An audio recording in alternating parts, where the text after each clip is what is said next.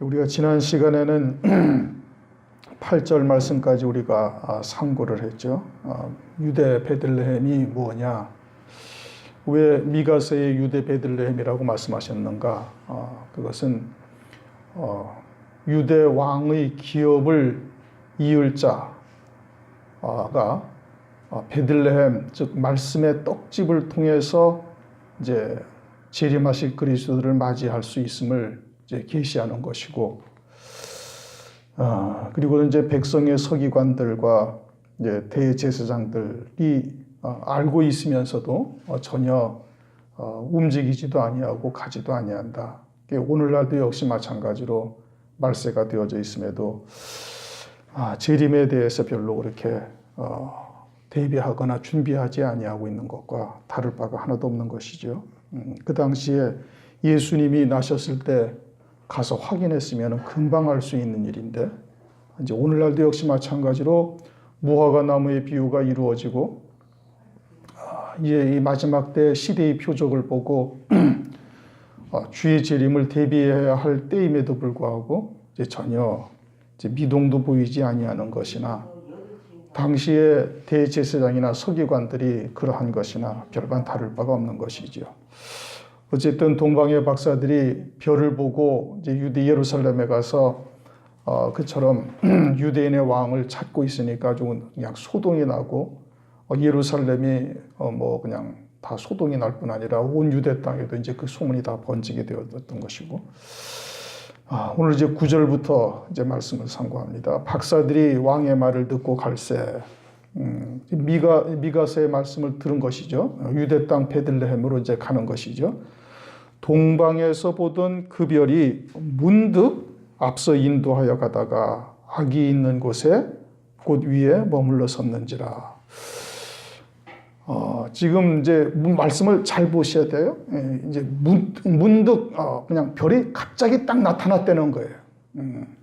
지금 동방의 박사들이 별을 따라서 유대 땅으로 오다가 지금 계속해서 별을 따라왔으면은 아기 예수 계신 곳으로 갔어요? 안 갔어요? 갔지요.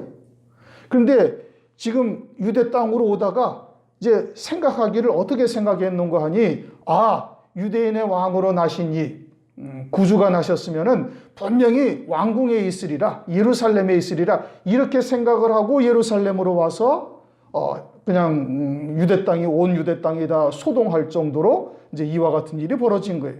그런데 거기에 예수님이 계셨어요? 안 계셨어요? 아니, 계셨단 말이에요. 예루살렘 왕국에 예수님이 계신 것이 아니었거든요.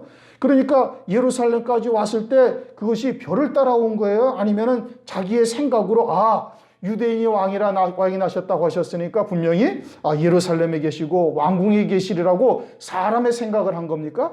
후자예요. 예루살렘까지 별을 따라온 것이 아니고 유대인의 왕으로 나신 이를 찾으러 유대 땅까지 가까이 와가지고는 예루살렘으로 곧장 딱 온 겁니다. 그때는 별을 본 것이 아니에요. 별을 보고 쫓아왔으면 예수님 있는 대로 데리고 갔죠. 그런데 사람의 생각을 가지고서 유대인의 왕으로 나신 이가 이제 그 별을 따라서 우리가 왔으니 반드시 이분은 예루살렘에 계실 것이고 왕궁에 계실 것이라 라고 생각을 하고 그냥 예루살렘으로 온 거예요. 별을 따라온 것이 아니란 말이에요. 유대 땅까지 올 때까지는 별을 따라왔는데 막상 유대 땅에 들어와서는 예루살렘으로 직행 딱 해버린 거다 이겁니다. 그런데 거기 가서 왕을 찾으니까, 유대인으로 왕으로 나신 이가 찾으니까 있어요? 없어요? 없다 이겁니다. 그리고는 예루살렘을 떠나니까 갑자기 그 별이 딱 나타나가지고 그들을 지금 인도하고 있다 이겁니다. 그러니 별을 따라오다가 유대 근처에 와가지고 유대 땅에 들어와가지고는 별을 따라온 것이 아니라 사람의 생각을 가지고 유대인의 왕이시니까 이분은 왕궁에서 나시리라, 예루살렘에서 나시리라고 사람의 생각을 했던 거예요. 그러니까 사람의 생각을 하고 별을 따라오질 아니했던 겁니다. 그래가지고 예루살렘에 가서 헛걸음을 하고 다시 이제 나오다 보니까 그제서야 문득 갑자기 별이 또 나타나서 그들을 인도했다. 그러므로 우리가 주님의 일을 하거나 또는 하나님의 뜻을 구할 때는 사람의 생각이 들어가면 안 되는 거예요. 그러면은 하나님의 뜻과 대치되는 일들이 벌어지는 겁니다. 하나님의 뜻은 말씀을 통해서 아버지의 뜻을 깨닫고 그 말씀과 하나가 되어져야 되는 것이지, 사람의 생각이나 어떤 인간적인 생각을 하면은 이와 같이 실수를 하게 되어지는 것이죠.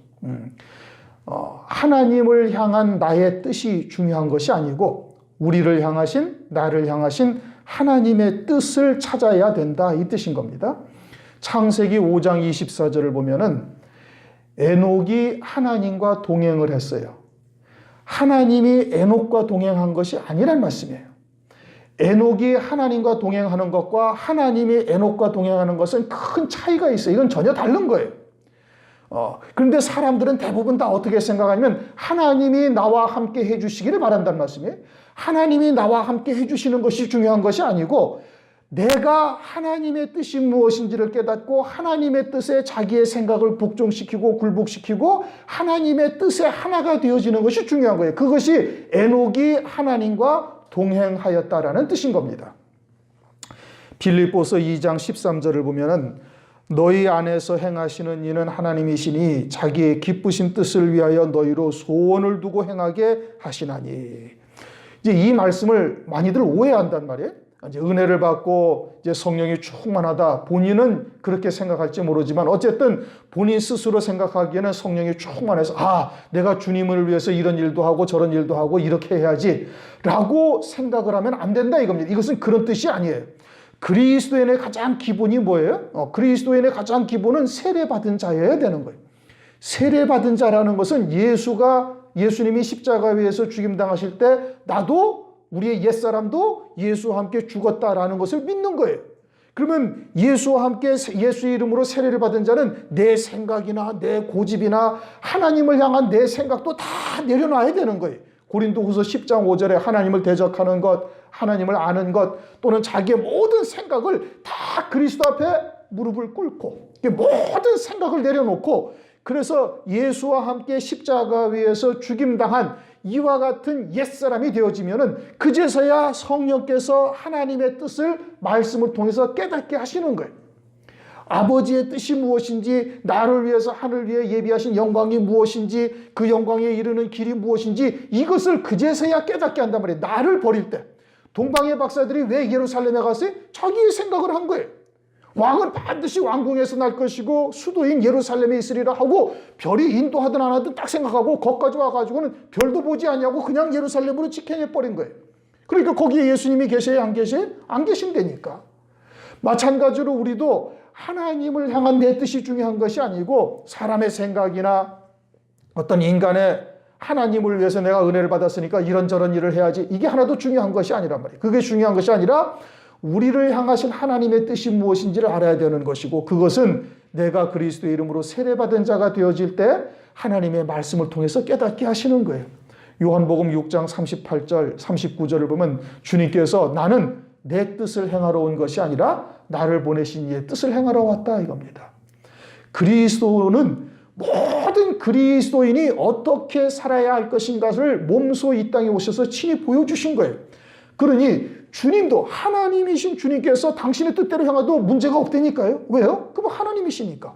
그럼에도 불구하고 성자 하나님께서는 성부 하나님 아버지의 뜻을 쫓아 이 땅에 오셨고 아버지의 뜻을 행하러 왔다고 말씀하고 있는 거예요. 그럼 우리들은 어떻게 하겠어요? 우리는 더더욱 하나님의 뜻이 무엇인지를 알아야 할 것이고, 그 뜻에 나를 복종시켜야 될 것이고, 그 뜻을 이루는 도구로 쓰임받아야 되는 거예요. 하나님을 향한 나의 뜻은 자기의 육신적인 욕심이 그 바탕에 잘 깔려있단 말씀이에요. 그것은 영생에 이르는 것이 절대 아니에요. 영생은 하나님만이 우리를 영생에 이끄실 수가 있는 거예요. 아버지의 뜻을 쫓아 성령 하나님께서 나를 통해서 이루시는 아버지의 뜻이, 그것만이 영생의 열매가 되는 거예요. 내 뜻이 중요한 것이 아니다 이거죠. 그렇게 동방 박사들이 왜 예루살렘에 갔어요? 자기 사람의 생각을 한 거예요. 그러나 예루살렘에 가보니까 예수님이 계세요? 안 계세요? 안 계신다니까요. 이게 사람의 생각을 버려야 된다 이겁니다. 그리고서는 이제 예루살렘에 가가지고서 동방의 박사들이 왕궁으로 찾아갔다. 호화로운 왕궁 같은 데는 오늘날로 말하면 큰 예배당과 많은 성도들이 있는 곳은 가서 재림하실 그리스도를 맞이할 말씀이 거의 없다, 이런 뜻인 겁니다. 큰 교회나 또는 세상에서 유명한 목사를 찾아서 주의 재림을 어떻게 맞이할까 묻는 것과 같은데 그런 곳에는 재림하실 그리스도를 맞이할 말씀이 없어요. 그것은 초림하신 그리스도를 맞이한 자들이 누구냐를 보면 알 수 있는 거예요. 누가 맞이했어요? 밤중에도 양 몇 마리를 쳐야 할 참 가난한 목자들, 그리고 이방에서 온 동방의 박사들이 초림하신 그리스도를 맞이하게 되어지고 재림하실 때도 역시 그와 같다라는 것을 말씀하고 있는 겁니다. 10절을 보니까 저희가 별을 보고 가장 크게 기뻐하더라. 예루살렘에 들어갔다가 이제 크게 깨닫고 나온 것이죠. 이제 그때 별을 보고 쫓지 아니하고 그냥 자기의 생각으로 갔다가 별을 잃어버리고 헛걸음한 것을 생각한 거예요. 이제 가지고 잃어버린 경험을 이제 가지고 있으니까 밖에 나와서 문득 갑자기 별이 딱 나타나서 자기들을 인도하니까 크게 기뻐하더라. 왜 기뻐해요? 세상에 구주가 나신 곳을 인도하는 별이기 때문에 그러는 겁니다. 이게 초림하신 그리스도에게로 인도하는 별이니 보고 크게 기뻐하더라. 그러면은 재림하실 주님을 맞이할 길은 어떤 길인가요? 그것도 마찬가지로 그 별을 따라가야 되는데 계시록을 보시면은 계시록 1장을 한번 보십시다.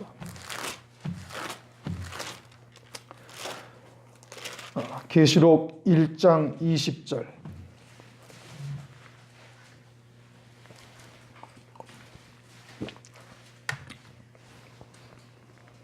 요한계시록 1장 20절. 다 같이 읽습니다. 네 본 것은 내 오른손에 7별의 비밀과 7 금촛대라. 7별은 7 교회의 사자요 7 촛대는 7 교인이라. 초림하시는 그리스도를 왜 한 별로 주님께서 동방 박사들을 인도하셨는가? 그것은 재림하실 때의 그림자인 것이고 재림하실 때도 역시 별을 따라가야 재림하시는 그리스도를 맞이할 수 있음을 말씀하시는데 그 재림하시는 그리스도를 맞이하게 하는 별이 무엇이냐? 그것을 요한계시록에서 7별, 7 금촛대 교회의 사자다. 그렇게 말씀하고 있습니다. 그 별을 통해서만 재림하실 그리스도를 만날 수가 있다. 그것을 말하고 있죠. 7 금촛대 교회는 환난 날에 환난을 통해서 이루실 하나님의 구원의 세계가 어떠한 것인지를 깨닫고 있는 곳이 7 금촛대 교회인 것이고 그곳을 통해서 어린 양의 생명책에 농명될 자들이 나오고 그곳을 통해서 환난 날에 사역할 14만 4천의 종들 두 증인이 그곳을 통해서 나오는 것이에요. 그러니까 그곳을 통해서만 재림하실 그리스도를 맞이할 수 있는 것이고 그곳이 바로 유대 베들레헴과 같은 영적인 유대 땅에 있는 베들레헴, 즉 유대인의 기업, 다윗의 왕의 기업이 무엇인지 만 왕 중에 한 왕으로 어린 양의 족보, 그리스도의 족보에 재림하실 그리스도의 족보에 기록될 왕들이 누구인지를 깨닫고 있고 그 길로 인도하는 곳이 어디에? 그것이 7 금촛대 교회예요. 그 금촛대 교회의 사자들이 그와 같은 별들이 되고 있음을 말씀을 하고 있는 겁니다. 굳이 초림하실 그리스도를 별로 인도하는 역사를 왜 하셨는가? 그건 재림하실 때의 그림자적인 역사를 통해서 우리에게 깨닫게 하시기 위해서 그러는 것이에요. 그러니 그와 같은 별을 만나면 어떻게 된다? 기뻐하고 크게 기뻐하라. 이렇게 지금 말씀하고 있는 겁니다. 구원이라는 것이 무엇인지, 진리라는 것이 무엇인지 그것만 깨달아도 하박국 선지자는 구원 그 하나만 가지고도 외양간에 양이 없고 우리의 소가 없고 포도나무에 소출이 없다 할지라도 그 구원 하나만으로도 기뻐한다고 그렇게 고백을 하고 있어요. 하나님의 구원의 뜻이 무엇인지 진리가 무엇인지를 아는 것만으로도 큰 기쁨이 충만하다. 그것으로 기쁨이 충만하다. 그런데 재림하실 그리스도를 그의 신부의 자리로 인도하는 그와 같은 별을 만나면 어떠하겠어요? 이는 아주 기뻐하고 또 기뻐해야 된다라고 말씀하고 있는 겁니다. 그런데 일반적으로 많은 그리스도인들은 그렇게 재림하실 그리스도에게로 인도하는 하늘에 있는 별을 기뻐하는 것보다는 땅에 떨어진 별을 더 기뻐합니다. 요한계시록 18장을 보시면은 요한계시록 8장을 보시면은 하늘에서 떨어진 별이 있는데 요한계시록 8장 10절을 보시면은 셋째 천사가 나팔을 부니 횃불같이 타는 큰 별이 하늘에서 떨어져 강들의 3분의 1과 여러 물샘에 떨어지니 이 별 이름은 쑥이라. 물들의 3분의 1이 쑥이 되매 그 물들이 쓰게 됨을 인하여 많은 사람이 죽더라. 하늘의 큰 별이라는 것은 많은 사람들이 존경하고 우러러보고 하는 아주 큰 하나님의 종인데, 셋째 나팔이 부니까, 셋째 천사가 나팔을 부니까 그 큰 별이 떨어져 가지고 하늘에서 떨어졌다. 하늘에서 어디로 떨어졌어요? 땅으로 떨어진 거예요. 별이 하늘에 있어야 하는 이유는 하늘을 소망하며 하늘을 바라보게 하는 일을 하기 위해서 하늘에 별이 있는 것입니다. 그러니까 하나님의 종들은 하늘을 소망하게 하고, 성도들로 하여금 하늘을 소망하게 하고, 하늘에 예비된 영광이 무엇이며 하나님께서 이루시는, 하늘에서 이루시는 구원의 세계가 어떠한지를 깨닫게 해서 점진적으로 하늘에 속한 자로 세워가야 되는 거예요. 그런데 큰 별이 떨어졌다, 땅에 떨어졌다, 그것은 땅에 속한 자가 되어져 가지고 세상의 것을 바라보게 하고 땅의 것을, 육신의 것을 바라보게 하며 소망 삼게 하는 이와 같은 큰 별이라는 것이죠. 그런데 그가 주는 물, 말씀이라는 것이 전부 다 쑥물이 되어져 가지고 그것을 먹는 자마다 다 죽는다 이겁니다. 영적으로 다 죽임당하는 거예요. 그런데 사람들은 이와 같은 별을 좋아하는 거예요. 왜? 육신에 속해 있으니까 땅에 속한 것, 육에 속한 것, 세상에 속한 것들을 전해주는 그와 같은 땅에 떨어진 별들을 쫓게 되어져서 그것이 큰 별이 되었다. 그런 큰 별이 떨어진다. 그러면서 하늘의 별로서 인도하는 자들은 별로 기뻐하지 아니하는 거죠. 그러니까 주의 재림의 때가 이제 노아의 때와 같다. 그렇게 말씀을 하고 있는 겁니다. 11절, 집에 들어가 아기와 그 모친 마리아와 함께 있는 것을 보고 엎드려 아기께 경배하고, 이제 이것을 이제 다른 복음서에서는 이제 짐승의 우릿간에서 구요에 누이셨다 이렇게 말씀을 하고 있죠, 그렇죠? 이전의 동방의 박사들이라면은 과연 이와 같은 우릿간에, 짐승의 우릿간에 구요에 누이신 예수님을 보고 그분이 메시아라고 쉽게 영접을 할 수가 있었을까요? 그러지 못했을 겁니다. 그런데 지금은 이제 예루살렘에 가서 한번 실수하고 나온 경험이 있으니까 즉각 들어가서 경배하고, 그 환경과 거기에 누여져 있는 이와 같은 모습에는 전혀 개의치 아니하는 거예요. 그러면은 유대 베들레헴이 이제 오늘날은 재림하실 그리스도를 맞이할 말씀의 떡집인데, 그와 같은 말씀의 떡집이 이처럼 초라해 보인다면은 믿을 수가 있겠습니까? 이게 쉽지가 아니한 거다 이겁니다. 대부분 사람들이 생각하기는 크고 웅장한 교회, 그와 같은 곳이어야만 하나님이 함께 하시는 것이라고 대부분 다 생각을 하지, 이처럼 짐승의 우릿간에 누워져 있는 예수님을 그리스도라고 영접을 할 수가 있겠는가? 그것은 참 쉬운 일이 아닌 것이죠. 그런데 이 동방의 박사들은 어떻게 했어요? 들어가서 즉각 아기에게 엎드려 경배했다. 그렇게 말씀을 하고 있습니다. 그러면서 어떻게 했어요? 보배합을 열어 황금과 유향과 몰약을 예물로 드리니라. 보배합을 열어서 그 안에 황금과 유향과 몰약을 예수님께 예물로 드렸다. 그렇게 말씀을 하고 있죠. 그런데 그 보배합을 열어서 황금과 유향과 몰약을 예수님에게 예물로 드린다라는 것은 무엇을 말하는 거 아니? 재림하실 그리스도를 맞이할 자들의 신앙이 어떠해야 되는가를 우리에게 계시해 주고 있는 겁니다. 그 보배합이라는 것이 다시 말하면 우리가 그와 같은 보배합과 같은 것이고, 그 안에 담겨져 있는 보배가 있어야 되는데 그것은 우리의 신앙이요 영적인 상태가 어떠한 것인지를 말씀하고 있는 거예요. 고린도후서 4장 7절을 보면은 우리가 이 보배를 질그릇에 가졌으니 그렇게 말씀을 하고 있죠. 그 보배라는 것은 그리스도의 얼굴에 나타난 하나님의 영광을 아는 빛을 말하는 겁니다. 예수의 생명을 말하는 것이죠. 그것이 보배인데 그것을 어디에 가지고 있어요? 우리의 질그릇과 같은 우리가 가지고 있다. 그러니까 우리의 몸이 질그릇과 같은 것이고 그 안에 하나님의 생명의 말씀을 가지고 있는 것이 이제 보배다. 이렇게 말씀을 하고 있는 거예요. 그러니까 보배합이라는 것은 곧 누구를 말하는 거예요? 우리 자신을 말하는 것이고, 초림하신 예수님에게 예물로 드렸다라는 것은 재림하실 그리스도를 맞이할 우리들이 어떠한 신앙의 자세가 되어져 있어야 되는가, 우리의 영적인 상태가 어떠한가, 이것을 우리에게 계시해 주고 있는 거예요. 그게 뭐가 있어요? 황금이 그 안에 있었다. 그리고 황금이라는 것은 정금을 말하는 것이고 이것은 우리의 믿음이 그와 같은 정금과 같은 믿음이어야 되는 것을 말하고 있는 거죠. 욥기서 23장 10절 나의 가는 길은 그가 아시나니 그가 나를 단련하신 후에는 내가 정금같이 나오리라. 정금같이 연단된 믿음을 가지고 있어야 된다는 얘기고 그것은 찌꺼기나 불순물이나 혼잡된 것이 하나도 없이 완전히 다 빠진 정금과 같은 믿음을 가지고 있어야 되는 거예요. 다른 말로 말하면 오직 하늘 소망 가운데 믿음으로 사는 겁니다. 재림하실 그리스도를 바라보면서 오직 믿음으로 세상에 속한 것이 다 끊어지고 쇠풀무와 같은 연단의 과정을 통해서 그와 같은 것들이 다 빠져나간 자여야 정금과 같은 믿음을 가졌다라고 이야기할 수 있는 거예요. 정금과 같은 믿음은 세상에 관계할 것이 없는 그와 같은 믿음인 겁니다. 그러니까 비천에 처하나 또는 풍부에 처하나 그런 것으로 흔들리거나 요동치지 아니하는 것이 오직 하늘 소망 가운데 재림하실 그리스도에게 모든 초점을 표대를 거기에다 맞추고 그리고 거기에다만 오직 순수한 믿음을 가지고 있는 것이죠. 재림하실 예수님을 맞이할 정결한 처녀의 믿음인 겁니다. 그 다음에는 유향은 기도를 말하는 것인데 계시록 5장 8절을 보면은 향이 가득한 금대접을 가졌으니 이 향은 성도들의 기도라 그렇게 말씀을 하고 있습니다.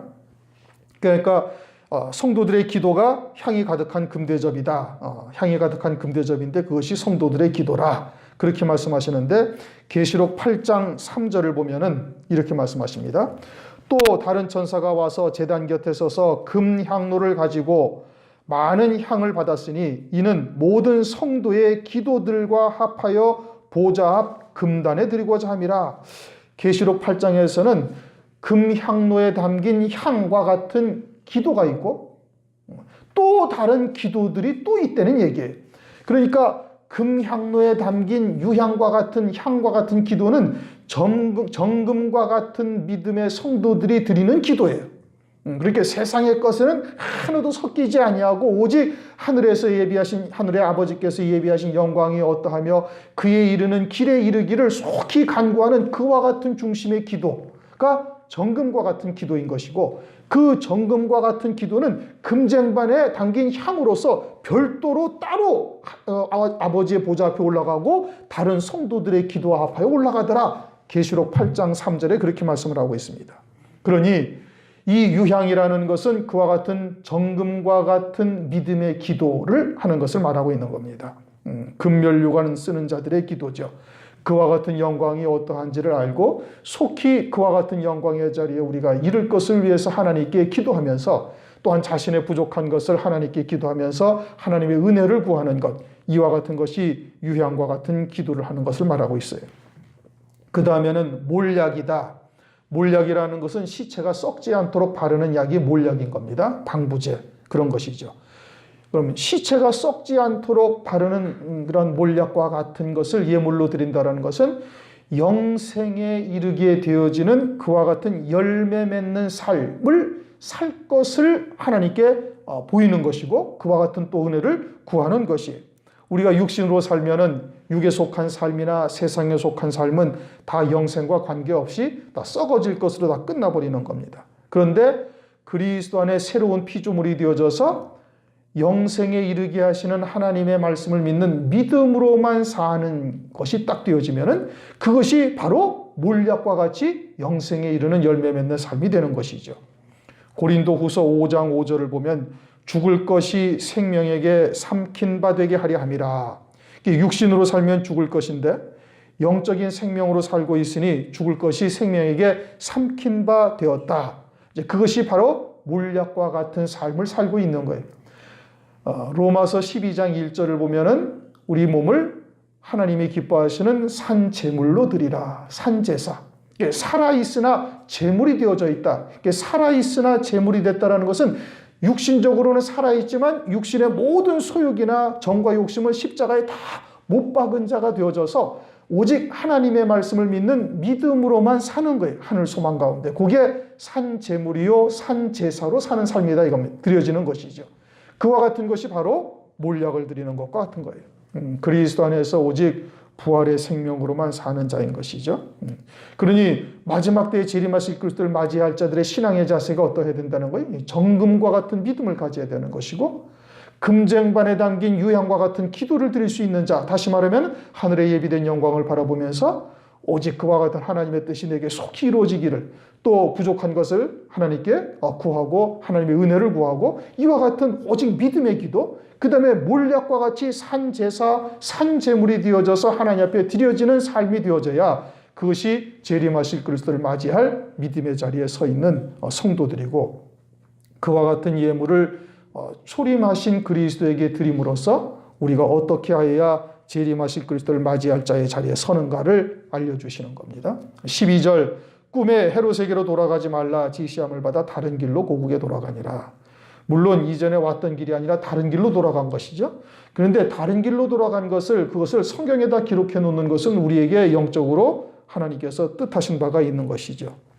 이전에는 어떤 길이었는데 유대 땅에 오자마자 왕궁으로 쫙 찾아갔단 말씀이죠. 예수 믿고 잘 되고, 예수 믿고 복 받고, 예수 믿고 형통하고, 이와 같은 것을 소망하는 그와 같은 생각. 다시 말하면은 마태복음 7장에 넓은 문, 넓은 길로 간 것이었던 것이고, 다른 길로 갔다라는 것은 좁고 협착한 길이나 생명의 길을 찾아서 돌아갔다, 이 뜻인 겁니다.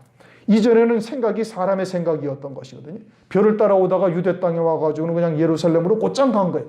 그건 별을 따라간 것이 아니라 유대 땅까지 와가지고 사람의 생각을 한 것이고, 이제는 다른 길로 가라라는 것은 이제는 재림하실 주님을 맞이할 이와 같은 믿음의 생명의 길, 좁고 협착한 길이지만 그와 같은 길을 찾아가는 것을 말씀하고 있는 겁니다.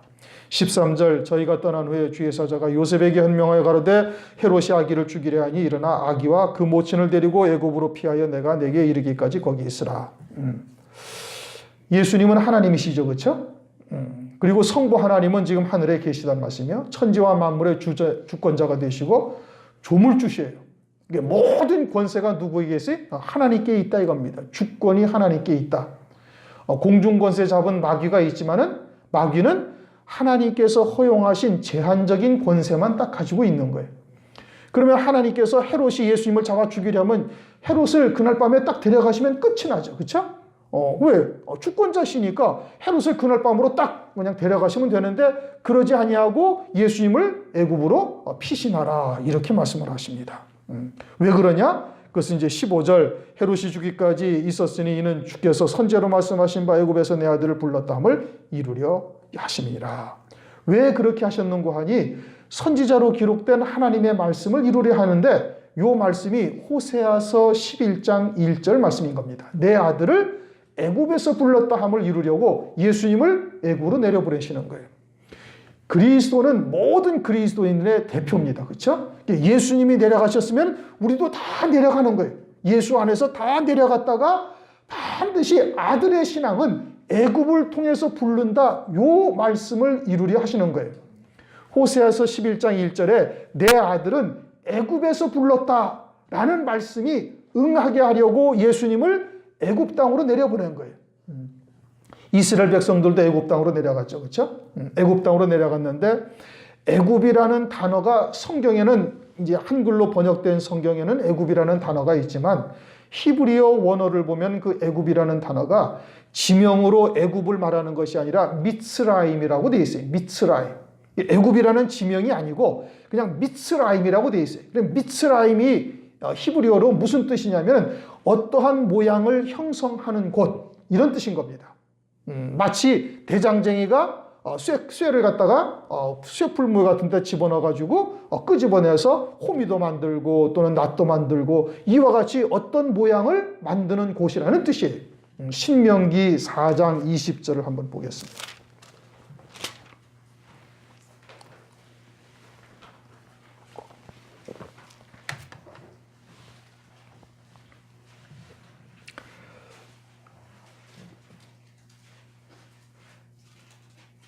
신명기 4장 20절, 구약성경 267페이지에 있죠. 여호와께서, 다 찾으셨으면 읽습니다. 여호와께서 너희를 택하시고 너희를 쇠풀무 곧 애굽에서 인도하여 내사. 아멘. 애굽을 뭐라고 말씀하고 있어요? 쇠풀무다 이겁니다. 쇠풀무와 같은 곳이 애굽이라는 곳이에요. 애굽이라는 지명을 성경에 쓰신 것이 아니란 말씀이에요.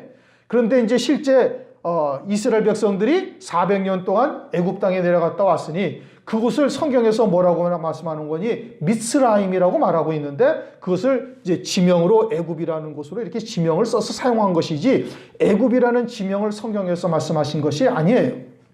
그런데 이제 애굽으로 내려갔으니까 이제 애굽이라고 이렇게 말하고 있는 거예요. 그런데 실제 그 미스라임이라는 뜻은 뭐냐면 쇠풀무와 같은 뜻인 겁니다. 쇠풀무. 이스라엘 백성들을 400년 동안 애굽에 내려가게 하셔서 거기서 하나님께서 연단하신 거예요. 하나님의 율법을 가지고 가나안 땅을 영원히, 창세기 15장을 보면 아브라함이 묻잖아요. 가나안 땅을 업으로 받을 약속을 어떻게 하나님께서 우리에게 보장하시겠습니까? 그러니까 이제 짐승들, 정결한 짐승들을 쪼개서 이제 놓으라 하시고, 그리고는 400년 동안 이방에서 객이 되리라고 말씀하셨어요. 가나안 땅을, 영원한 가나안의 기업을 얻을 수 있는, 기업을 받을 수 있는 방도 중에 하나가 뭐냐? 애굽 땅에 내려가서 400년 동안 종살이를 하고 올라오는 것이 가나안 땅을 영원한 기업으로 받을 수 있는 방편으로 하나님께서 주신 것이고, 그것은 곧 뭐예요? 이제 쇠풀무와 같은 곳이다, 이런 뜻인 겁니다. 그러니까 아들의 신앙은, 하나님의 자녀는 다 아들이라고 얘기하지만 아들이 아니고, 아브라함에게 아들이 여럿이 있었지만 하나님께서 보시는 아들은 이삭 하나라는 말씀이죠. 그두라의 여섯 아들도 아들이고, 이스마엘도 아브라함의 씨로 낳은 아브라함의 아들이지만 하나님이 보시기에 아브라함의 아들은 딱 이삭 하나예요. 왜 이삭이 하나냐? 이삭 하나냐? 이삭만이 아브라함의 모든 유업을 다 이어받은 아들이다 이겁니다. 그러니까 아들의 신앙이라는 것은 하나님 아버지의 모든 유업을 이어받을 수 있는 자가 아들이 신앙이고, 그것을 성경에서는 아들이라고 얘기하는 것이고, 그와 같은 아들은 반드시 쇠풀무와 같은 연단의 과정을 거쳐야만 아들의 자리에 세우신다라는 것을 말씀하고 있는 거예요. 그래서 내 아들은 반드시 애굽에서 부르신다. 그 말씀을 응하게 하시기 위해서 예수님을 애굽으로 내려보내셨다. 이제 그것을 지금 말씀하고 있는 겁니다.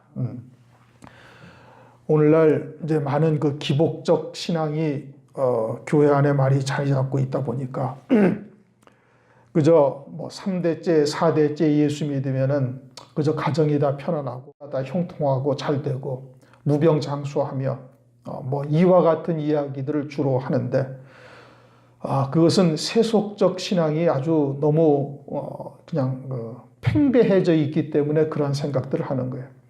하나님의 하늘의 유업을 받을 수 있는 자는 아들인데, 그 아들은 반드시 쇠풀무와 같은 연단의 과정을 거쳐야만 아들의 신앙에 이를 수 있다라는 것을 성경에서 말씀하고 있는 것이고, 그것을 위해서 예수님이 애굽 땅에 내려갔다 올라오시는 거예요.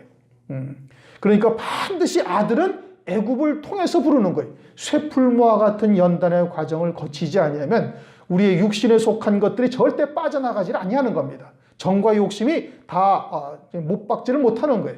그러니까 반드시 그와 같은 연단의 과정을 통해서 육신에 속한 소욕들, 정과 욕심들을 다 십자가에 못 박게 하시고 온전한 하늘에 소망하는 믿음의 사람으로 세우는 방편을 하나서 쇠풀무와 같은 연단의 과정을 거치게 하시는 것이죠. 그것은 히브리서 12장 6절 이하에도 쭉 말씀하고 있습니다. 아들들을 하나님께서 사랑하셔서 반드시 징계하시고 채찍질 하신다 이겁니다. 그것이 없으면 사생자요 참 아들이 아니다. 그러니까 아들은 반드시 그와 같은 징계와 채찍을 통해서 하나님께서 아들의 신앙으로 세우시는 역사가 있다라는 것을 우리에게 말씀해 주시고 있는 거예요. 그래서 예수님을 애굽 땅으로 보내셨다라고 지금 말씀하고 있는 겁니다. 그리스도께서는 모든 믿는 자들의 대표로 애굽에 내려가셨고, 주님이 내려가실 때 우리도 다 함께 내려가는 거예요. 그러나 그리스도 안에 있으면, 요한복음 16장 33절에 말씀하고 있죠. 그리스도 안에 있는 자에게는 평강이다 이겁니다. 왜요? 이제는 그리스도께서 세상을 다 이기셨기 때문에 예수 안에 있는 자는 모든 것을 다 이길 수가 있음을 말씀하고 있는 것이죠. 오늘날 우리들이 여러 가지 연단의 과정들을 거치게 하시는 것은 다 그와 같은 이유가 있는 겁니다. 육신에 속한 것, 또는 이와 같은 정과 욕심들을 십자가에 못 박고 쇠풀무와 같은 연단의 과정을 통해서 온전한 아들의 신앙으로 하늘의 유업을 이을 자로 세우시기 위해서 그와 같은 것을 우리에게 섭리하신 거예요. 그러니 그것을 하나님의 사랑이다 이렇게 받으시고 떡으로 받으시고 돌로 받아서는 아니 되는 것이죠. 오늘은 이제 마태복음 2장 9절부터 15절까지 말씀입니다. 별을 따라서 가다가 별을 만나니까 아주 기뻐하고 크게 기뻐하더라. 그렇게 말씀을 하고 있죠. 마지막 때 재림하실 그리스도도 그 별을 만나야 되는 것이고 그것은 일곱 금초대 교회의 사자들을 만나는 것이 재림하실 그리스도를 맞이할 별을 만나는 것과 같고 그와 같은 신앙에 딱 만나게 되어지면은 이제는 그 안에 뭐가 담겨져 있어야 되는가? 황금과 유향과 몰약과 같은 신앙의 자리에 서 있어야 재림하실 그리스도를 맞이하게 되는 것이고 그들은 반드시 애굽을 통해서 부르신다 이겁니다. 애굽을 통해서 부르시는 거예요. 연단의 과정을 통해 가지고 세상에 속한 것들을 다 끊어내게 하셔서 재림하실 그리스도를 맞이할 신부의 자리에 아주 정결한 처녀와 같은 신앙의 자리에 세우시는 역사가 오늘날도 있다. 이제 그것을 이제 초림하신 주님을 통해서 오늘날 우리들에게 계시해 주고 있는 겁니다. 우리가 그와 같은 믿음의 자리에 다 서시기를 주님의 이름으로 축원합니다.